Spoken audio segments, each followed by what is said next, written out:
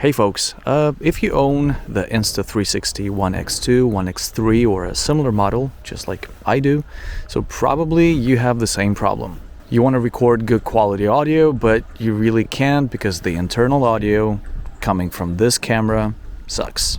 It's got some spatial audio option, but it never works right, and I mean, after owning this camera for like over 2 years, I have no clue how to use it. It just doesn't work right.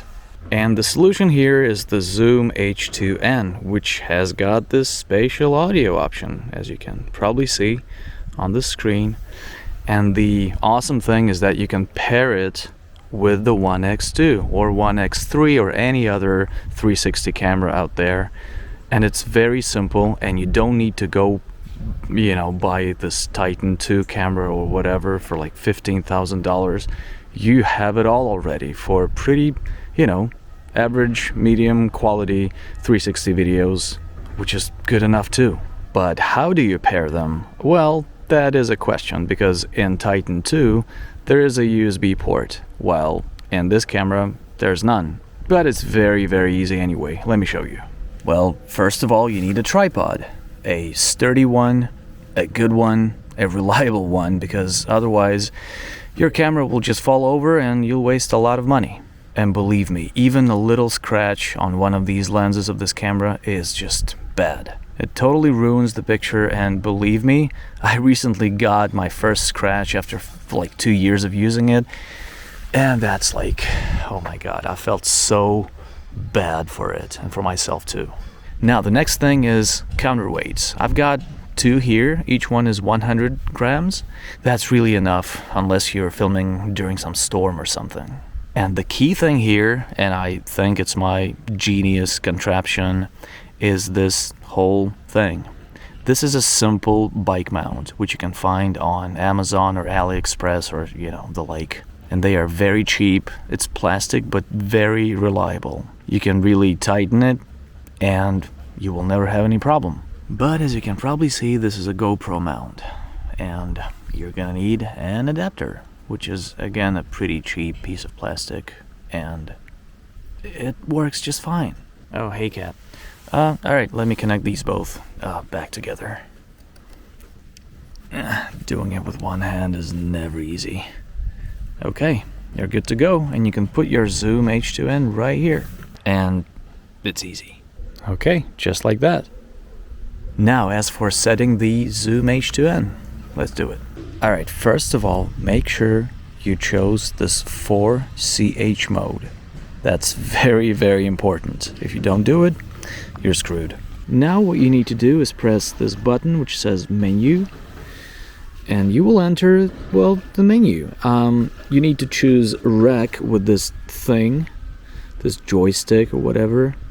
You press and you enter the rec settings, but you don't need anything else, but just go down to spatial audio again. Press here and it should say on. If it doesn't, make it say on. Alright, you press again and you're good to go. And make sure you get a dead cat, because it's such a necessary thing to have. It's a must, really, whenever you're doing some field recordings, because it gets windy out there. Okay, put it on. Okay, just like that. Alright, now moving on to the stick or monopod. Whatever you have, everything's gonna work as long as it's long enough. Mine is this Insta360 invisible selfie stick, which is, I guess, 1.2 meters long, and it's long enough. Let me show you.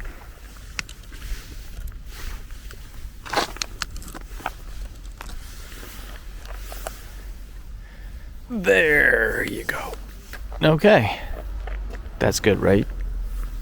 And that's actually it. The last thing to never forget is to make sure that your Zoom H2n is facing the same direction as your camera.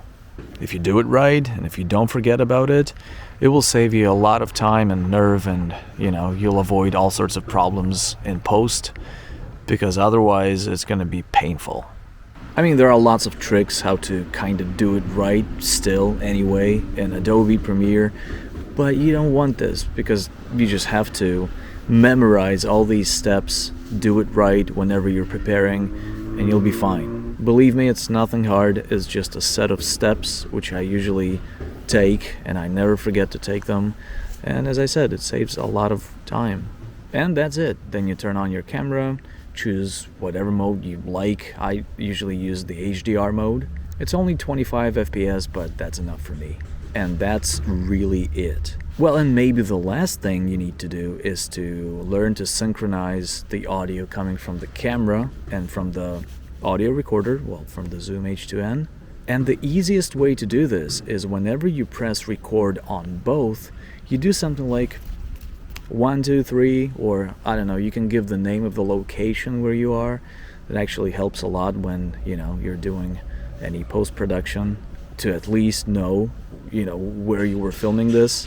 Or you can actually make some funny sounds, rack, rack, or something. It's funny. First of all, when you're editing this, you'll be laughing. And actually having these loud noises is the easiest way to synchronize the audio coming from both these devices. Just make sure you really say something loud and be next to the camera, because its microphones are the weakest and the worst. As for the H2n's microphones, they are awesome and they are pretty sensitive at the same time, so make sure your audio is not clipping whenever you're recording. But usually, I keep my volume at 10 and I don't really get any clipping because I usually do this field recording and, well, only guys like that who are doing some repairs now, they are a pain, so, beware. But if you're filming somewhere in the city, maybe it's worth keeping the volume down at like 6 or 7. So that's how I make my 360 videos. And actually, they're not on this channel, but my other one. And you can actually subscribe and enjoy it. Hope it was helpful, and if you have any questions, leave them in the comments. I'll try to answer them. Good luck, and keep the 360 stuff coming.